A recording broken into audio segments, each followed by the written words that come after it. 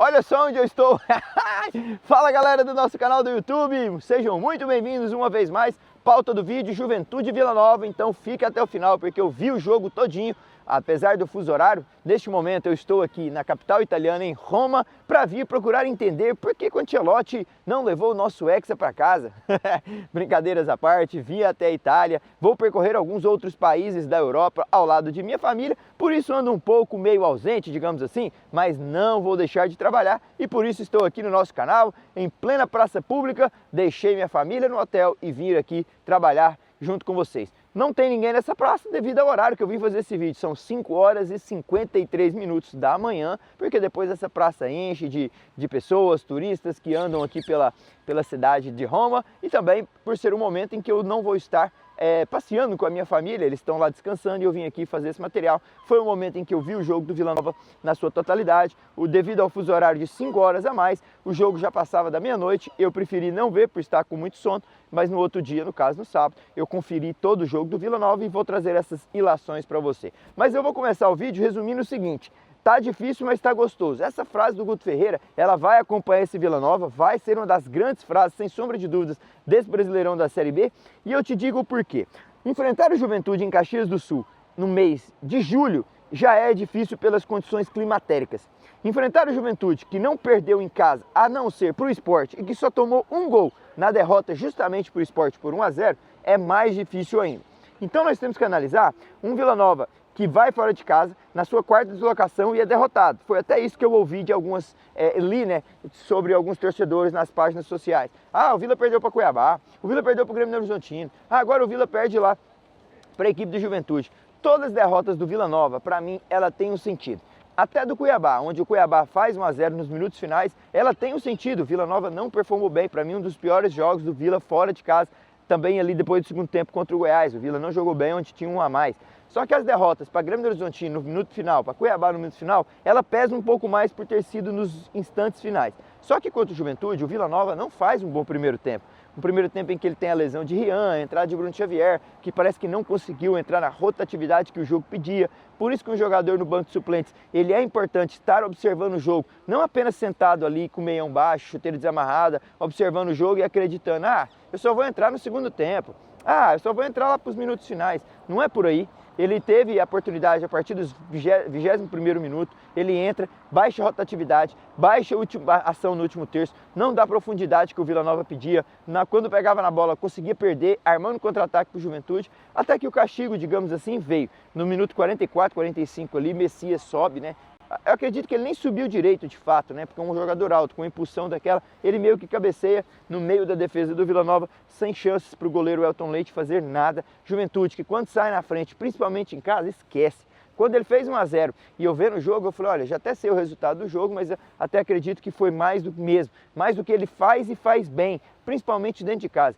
O time do Maurício Barbieri é um time que sempre defende bem. Ele demora um pouco a emplacar, mas quando emplaca, meu amigo, esquece. Foi assim 2 a 0 contra o Goiás, foi assim 1 a 0 contra o Vila Nova, foi assim que ele venceu outros adversários lá dentro de casa, sempre com uma margem mínima, mas uma margem muito eficiente. O Juventude é um dos times que menos gols sofre nessa temporada, principalmente só tem um gol sofrido dentro de casa nesses jogos. É o melhor mandante, já disputou 9 jogos, 27 pontos, ganhou 20. Então é um Juventude que é difícil enfrentar em Caxias do Sul. Ah, Danilo, você está querendo arrumar desculpa. Não estou querendo arrumar desculpa nenhuma aqui para o torcedor colorado. Não sou assim, vocês me conhecem, eu trago baseado em números, baseado em pautadas naquilo que eu vejo. Mas calma lá. Perder demasiado fora de casa, o Vila Nova tem 4 derrotas, todas elas fora. Ele cumpre bem o seu papel como mandante. Assim como o Juventude, que tem 29 pontos, 20 deles foram dentro de casa. Ele só venceu 3 jogos fora de casa de todos os outros que enfrentou.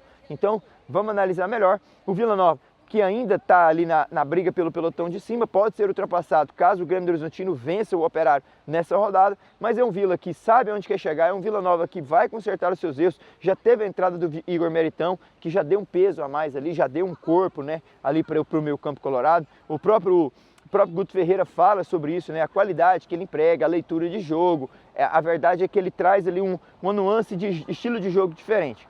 Um Vila Nova que no último terço do campo contra o Juventude, principalmente no primeiro tempo e um pouco no segundo, faltou efetividade, faltou um perfume ali, faltou exalar uma certa poder de decisão melhor. no último terço. Um Vila que teve poucas ocasiões, me lembro sim de ver o jogo pouquíssimas ou raras exceções, e essas quando você tem poucas ou raras, você tem que ser letal, você tem que aproveitar, você tem que ser eficiente, você tem que chegar lá pouco, mas chegar e fazer. E eu não vi um Vila Nova sendo tão efetivo, sendo tão letal assim nesse jogo contra o Juventude.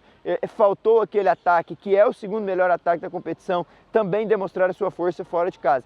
Não demonstrou contra o Cuiabá, perdeu de 1 a 0, não demonstrou contra o Juventude, perdeu de 1 a 0 e foi pobre contra o Grêmio do Horizontino e fez apenas um gol.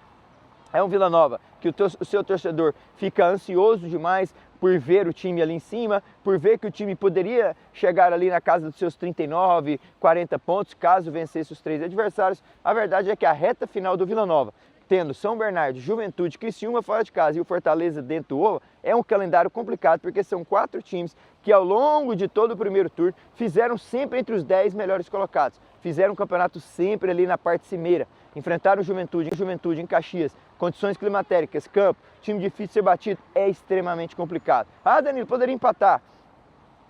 Mas não é melhor ele ganhar do Criciúma e ter perdido o Juventude? Para mim é melhor. Agora, ele vai enfrentar o Criciúma também, aonde é um excelente mandante, aonde é um time complicado de jogar, aonde dentro do Heriberto Wilson o Juventude ainda não sabe o que é derrota. É verdade que ele tem muitos empates lá dentro, mas também tem algumas vitórias, principalmente contra o São Bernardo, contra o Sport, que foram as 2 últimas em que ele conseguiu. Eu vejo que o Vila tem condições perfeitamente de somar no mínimo 4 pontos, chegar a 35, um número que ele já chegou em 2023 e não conseguiu acesso. Vai conseguir passar? É possível. Vencer o Criciúma lá, algo que ninguém fez, por que não? Se vencer lá, com certeza ele bate o Fortaleza em casa, aí ele acenderia 37 pontos, os mesmos 37 do Goiás em 2025, que o Goiás ficou de fora.